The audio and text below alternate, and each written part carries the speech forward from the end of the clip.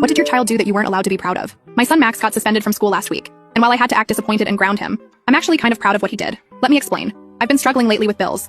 Our rent went up again, and between that and inflation, it's been rough. Max is a smart kid, and I know he notices when I skip meals or when I'm counting pennies at the grocery store. He's always trying to help, but I keep telling him to focus on school and let me handle the adult stuff. I guess I should provide some background about why this hits so hard for me. Last winter was particularly tough. Max had outgrown all his winter clothes, and I couldn't afford new ones. He kept wearing his old jacket that was way too small, telling me it was still fine, even though I could see his wrists sticking out of the sleeves. One day, I found out he'd been staying inside during recess because he was embarrassed about his coat, and other kids had been making comments. That same month, his class was going on a field trip to the science museum. It was $30, which we just didn't have. Max told me he didn't want to go anyway, that museums were boring. But I later found out from his friend's mom that he'd been so excited about it weeks before, telling everyone about the robotics exhibit he wanted to see. He only started saying it was boring after I'd stared at that permission slip for too long, trying to figure out how to make it work with our budget. The worst was probably his birthday in January. He'd been begging for these specific sneakers for months. Nothing fancy, just regular Nikes that all the other kids were wearing. His old ones had holes, and he'd been duct taping them together. I promised him I'd save up, but then our heating bill doubled, and that money had to go there instead. He pretended not to be disappointed, but I heard him crying in his room that night. The next day, he came to me with his piggy bank and tried to give me his savings to help with the bills.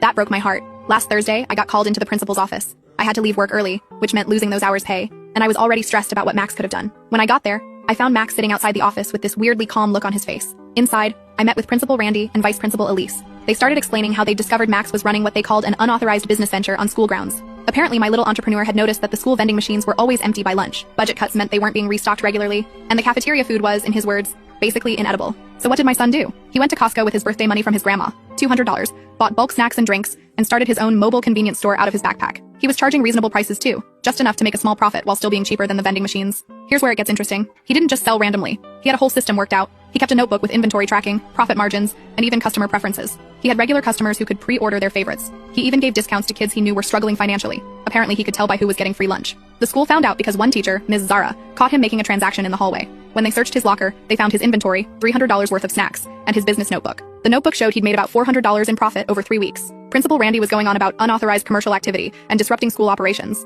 but I was sitting there trying not to smile. My 15-year-old son had identified a market need, created a business plan, managed inventory, handled money responsibly, even included social responsibility with his discount system. They suspended him for a week and confiscated his inventory. Officially, I grounded him and gave him a stern talking to about following school rules. But that night, after I thought he'd gone to bed, I found an envelope on my pillow. Inside was $380 with a note that said, "For the bills, Mom. I know things are hard right now. Love, Max." I sat on my bed and cried. Not because I was disappointed, but because my son had turned into this incredibly resourceful, caring young man despite all our struggles. The next morning, I told him I couldn't accept the money and made him promise to follow school rules from now on. But Reddit, here's my confession. I kept $80 of it because we really needed it for the electric bill, and I put the rest in a savings account for him.